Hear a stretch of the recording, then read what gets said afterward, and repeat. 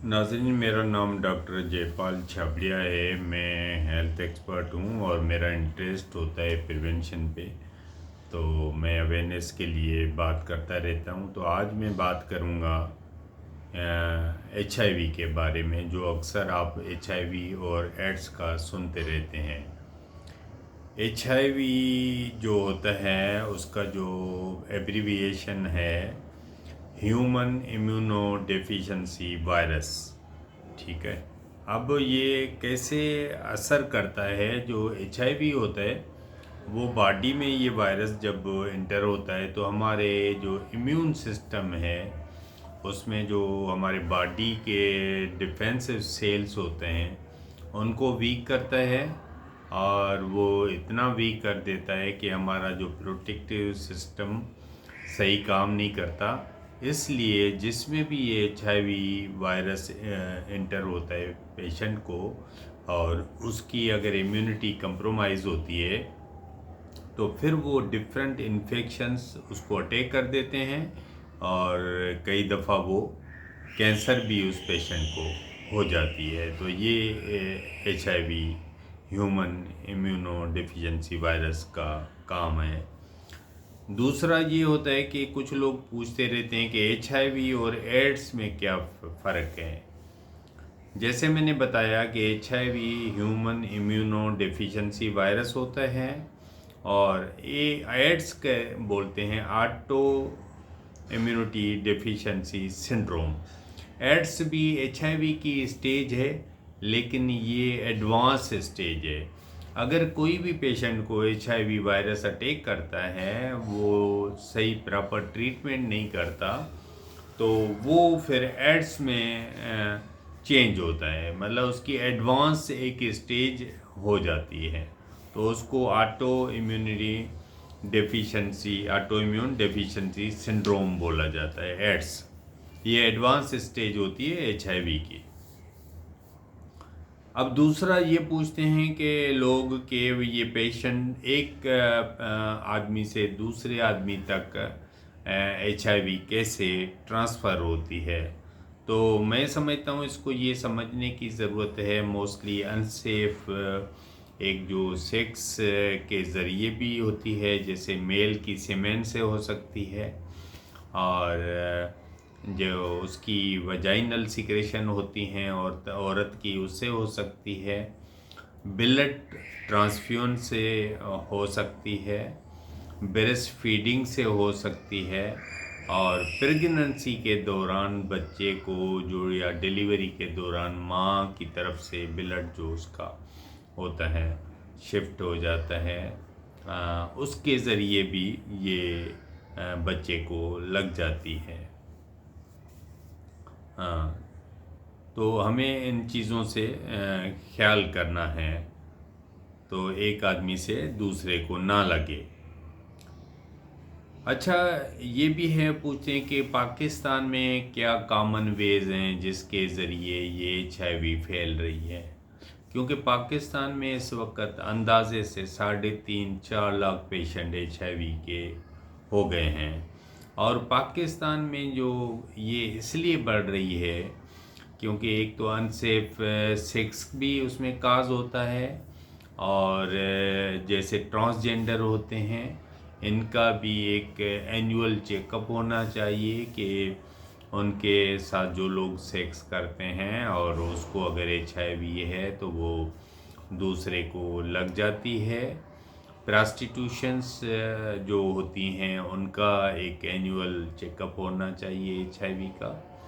और दूसरा ये होता है कि जो ब्लड डोनेशन देते हैं, अगर वो प्रॉपर चेक किया हुआ नहीं है तो उसके ज़रिए भी उससे हो सकता है। का सिरिंज होती है, अक्सर आपने देखा होगा कि यहाँ कई वाक़यात में रिपीटेड एक सिरिंज यूज़ करते हैं। जैसे हीरोइनियों को आपने देखा होगा कि रोड पे बैठे होते हैं और वो सेम सिरिंज एक दूसरे की यूज़ कर रहे होते हैं।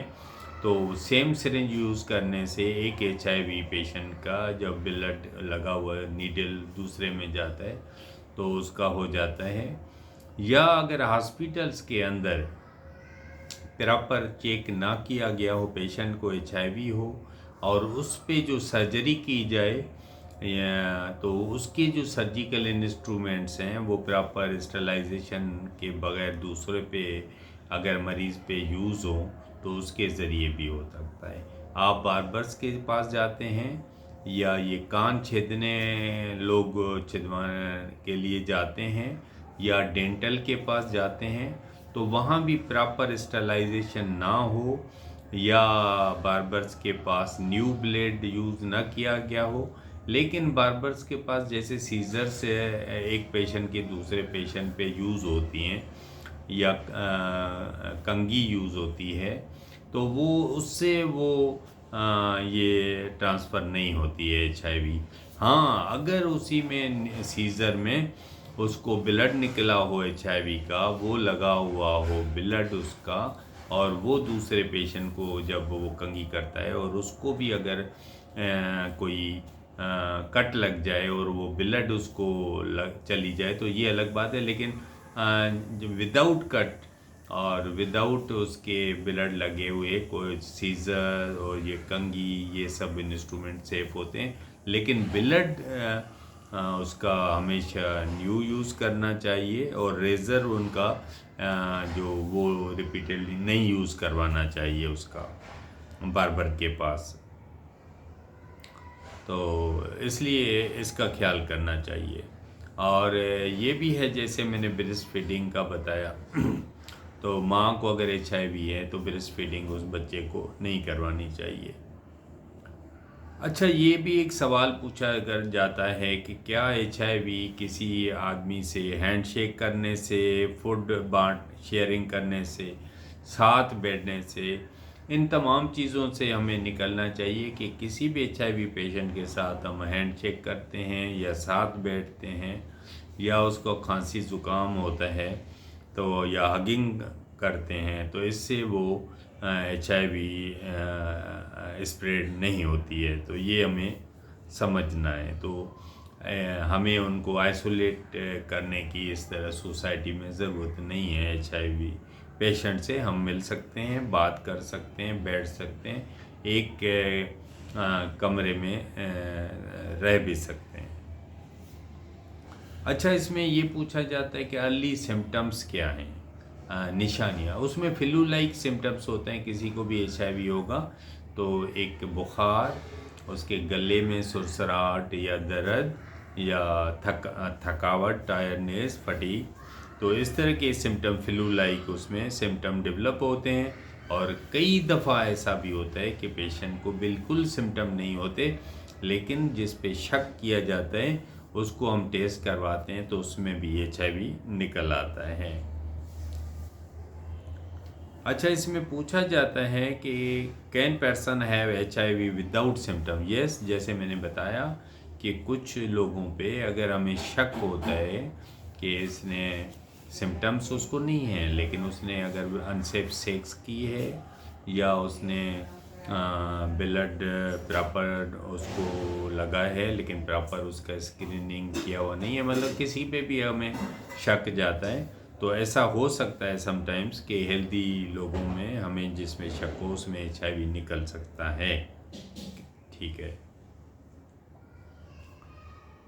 और दूसरा ये होता है, how can someone know whether they have HIV। ये जैसे मैंने बताया कि कुछ लोगों में सिम्टम्स होंगे तो उसको HIV का पता हो जाता है कि एक इन्फेक्शंस हो रहे हैं।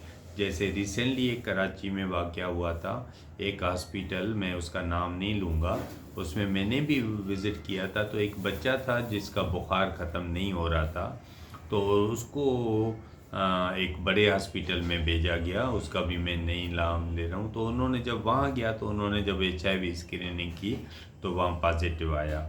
ये सरकारी एक गवर्नमेंट हॉस्पिटल का बच्चा था लेकिन प्राइवेट में डायग्नोज हुआ कि उसको HIV है। फिर बाद में जब स्क्रीनिंग की गई उसी गवर्नमेंट हॉस्पिटल में तो तकरीबन कोई 20 बच्चे HIV पॉजिटिव निकल आए, और वो बच्चे जो 10 साल से छोटी उम्र के थे, 1 साल के भी थे, 2 साल के भी थे, 3।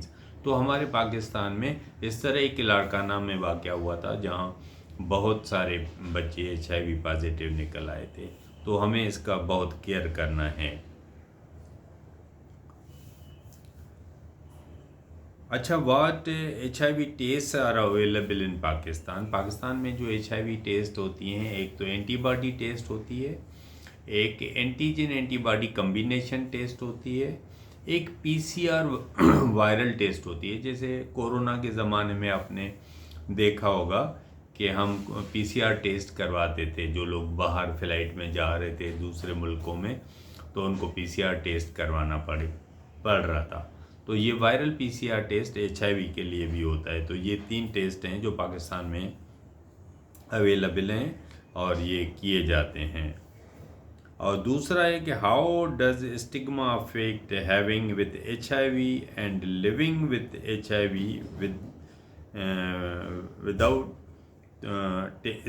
टेस्टिंग। हम रह सकते हैं, किसी भी HIV पेशेंट के साथ हम रह सकते हैं। इसमें कोई ऐसा नहीं होता कि वो हमें उसका मर्ज़ लग जाए। जब तक मैंने बताया कि जो काजेज़ होते हैं, ब्लड डोनेशन होती है, कोई अनसेफ सेक्स होती है, या मदर का बच्चे को शिफ्ट करना होता है, इन तरीक़ों से ये HIV होती है। लेकिन उससे HIV के पेशेंट के हैंडशेक, साथ बैठने, साथ रहने से HIV नहीं लगती, या साथ खाना खाने से HIV नहीं लगती।